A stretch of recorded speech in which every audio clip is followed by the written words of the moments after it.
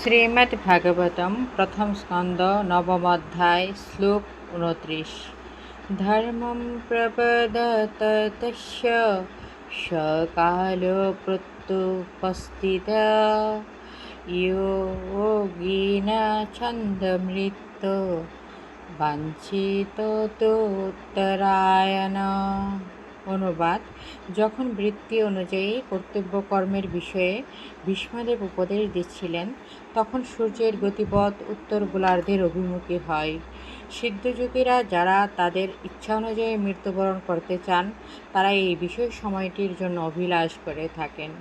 ধর্মম বৃত্তি অনুসারে কর্তব্য কর্মাদি প্রবর্তত বর্ণনা করার সময়ে তস্য তার সেই কাল সময় প্রত্যুপস্থিত যথাযথভাবে এসে উপস্থিত হলো, যা যোগীদের ছন্দ মৃত্যু নিজের ইচ্ছা যার মৃত্যু হয় তার বাঞ্ছিত অভিলাষিত কিন্তু উত্তরায়ণ সূর্যের উত্তরায়ণ কাল, যখন সূর্য উত্তর দিগন্ত অভিমুখী হয়ে থাকে।